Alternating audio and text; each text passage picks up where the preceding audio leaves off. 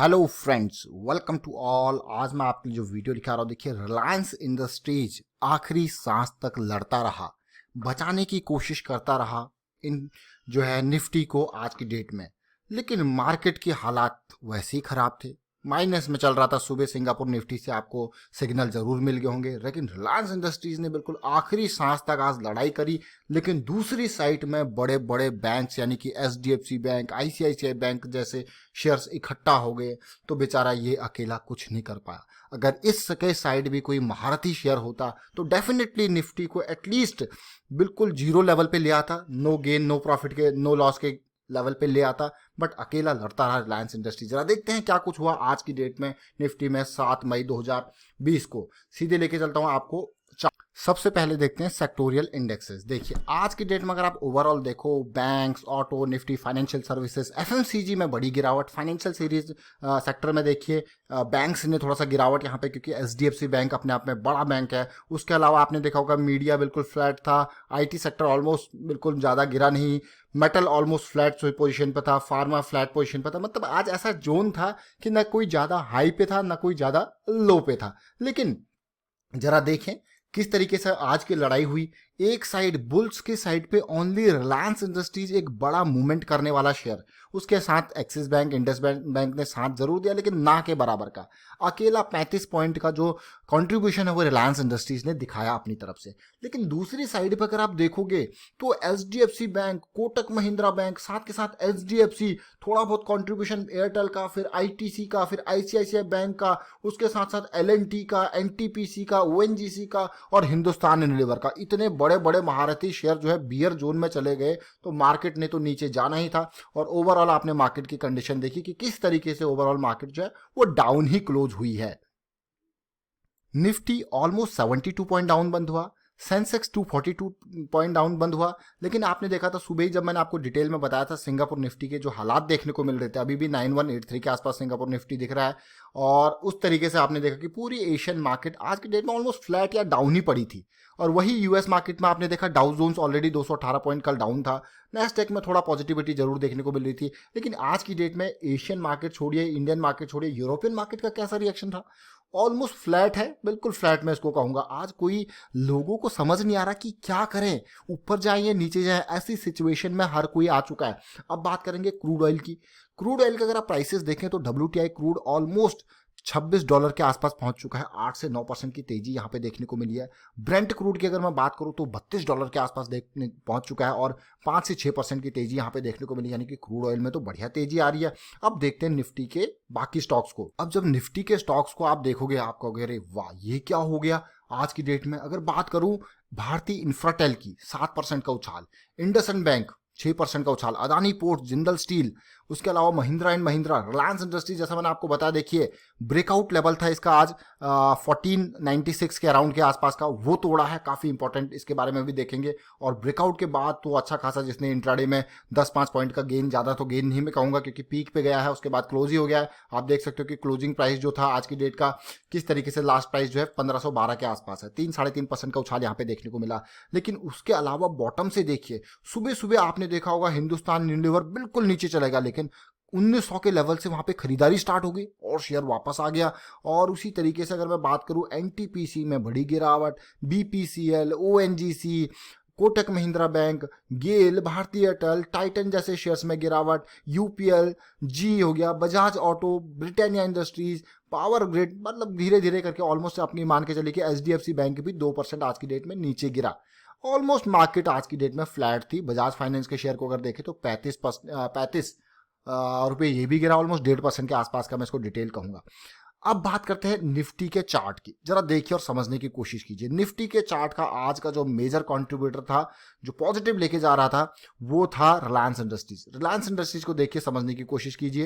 Reliance industries continuously देखिए, तीसरा breakout, पहला ब्रेकआउट देख सकते हो आप ये 30 मार्च के आसपास, सेकंड ब्रेकआउट देखिए बहुत ही बढ़िया था, और ये आज की डेट में तीसरा ब्रेकआउट सक्सेसफुल हुआ है। ये वीकली ब्रेकआउट से तीसरे काफी इंपॉर्टेंट होते हैं टेक्निकल लेवल पे जब हम बात करते हैं इसकी। हायर हाई की सीरीज, हायर लो की सीरीज, और आप देख सकते हो कि जो 23 मार्च वाला वीक था उसके बाद कोई भी वीक पिछले वीक से लो में क्लोज ही नहीं हुआ। जरा देखिए इनको, इन पोजीशंस को देखिए, बहुत ही जबरदस्त तरीके से अपने 52 वीक हाई के पास जाता हुआ रिलायंस इंडस्ट्रीज का शेयर। बात करते हैं शेयर के अलावा निफ्टी के चार्ट की। आज मेजर कंट्रीब्यूशन इसका रहा, ब्रेकआउट का टाइम था, लेकिन निफ्टी में क्या हुआ जरा देखिए। निफ्टी आज का अगर आप डेट देखोगे, जिस तरीके से वीक है, आज के वीक में ऐसा लगा कि कुछ हो ही नहीं रहा, मतलब कोई मूवमेंट ही नहीं था। आप आज के दिन को देख सकते हो कि किस तरीके से कल के दिन में हल्का फुल्का मूवमेंट तब भी थी, लेकिन आज भी ऐसा दिन था कि कोई मूवमेंट नहीं मार्केट में। अब लोगों को समझ ही नहीं आ रहा है भाई खरीदें या बेचें। अब ये पॉजिटिव जा रहा है या नेगेटिव जा रहा है, वो आप कैसे पता लगाओगे। देखिए इंडिया में थोड़ा हालात जो है वो खतरनाक होते जा रहे हैं चीज़ों के। लेकिन आज की डेट अगर मैं बात करूँ 7 मई की, 7 मई आपने देखा कि मार्केट में किस तरीके से जो है मार्केट यहीं से ही डाउन स्टार्ट हो गई थी। सुबह सुबह 9280 के आसपास जो है स्टार्ट हुई, लेकिन सीधे गिरते हुए सबसे पहले पहुंच गई 9176 के आसपास।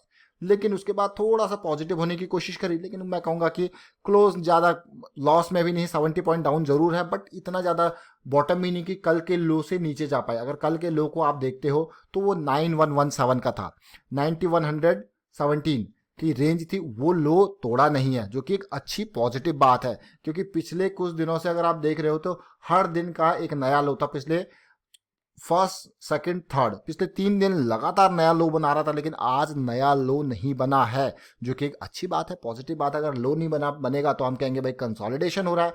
और कंसोलिडेशन अगर डेली टाइम फ्रेम पे आप देखो तो कहाँ पे कंसोलिडेशन हो रहा है, ये 20 EMA डेली की लाइन है जिसके पास कंसोलिडेशन हो रहा है, पॉजिटिव बात है। लेकिन भाई अगला पॉजिटिव तो तभी लगेगा जब ये पॉजिटिविटी दिखाएगी बाकी मार्केट्स भी इसी तरीके से फ्लैट सिचुएशन में पड़ी हुई है।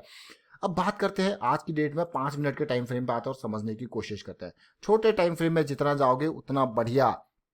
7 मई देखिए कल की डेट में किस तरीके से मार्केट ने जंप लिया था, लेकिन आज का पूरा सुबह से ही मार्केट के हालात, सबसे पहले गैप डाउन हुआ, नीचे गिरा शेयर, फिर धीरे से पॉजिटिविटी आई धीरे धीरे करके। लेकिन इंपॉर्टेंट बात है कि सुबह का जो लो था, आज का भी सुबह का जो लो था 9178, उस पॉइंट को भी मार्केट एक बार भी ब्रीच नहीं कर पाया। इस चीज को ध्यान दें, एक बार भी ब्रीच नहीं कर पाया। और कल की डेट में जैसा कि हमने आपको कहा था कि हिंदुस्तान यूनिलीवर तहलका मचाने वाला है मार्केट में, तो हिंदुस्तान यूनिलीवर ने सुबह सुबह, क्योंकि डील होने वाली थी यहाँ पे, तहलका मचाया, और ऐसा तहलका मचाया कि सुबह सुबह स्टॉक 1900 की रेंज में आ गया।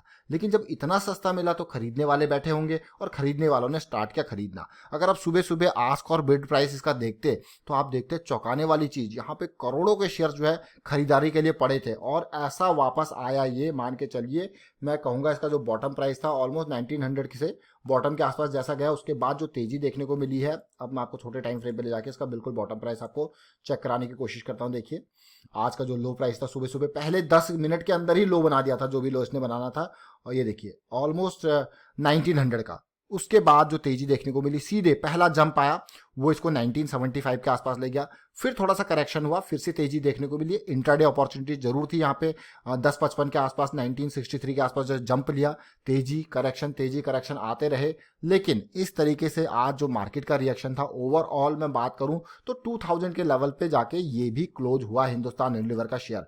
आज के मेजर शेयर्स यही न्यूज में था कि भाई हिंदुस्तान यूनिलीवर का शेयर जो है वहां पे बल्क डील होने वाली है, और ग्लैक्सो जो है यहाँ पे शेयर्स अपने बेचने वाला है। तो वो सारी चीजें आपने देखी कि किस तरीके से वो बेचे गए, और उसके बाद शेयर्स मार्केट में, इस शेयर में भी काफी हलचल रही। तो आपने रिलायंस इंडस्ट्रीज देखा, हिंदुस्तान यूनिलीवर देखा, ओवरऑल निफ्टी की कंडीशन देखी।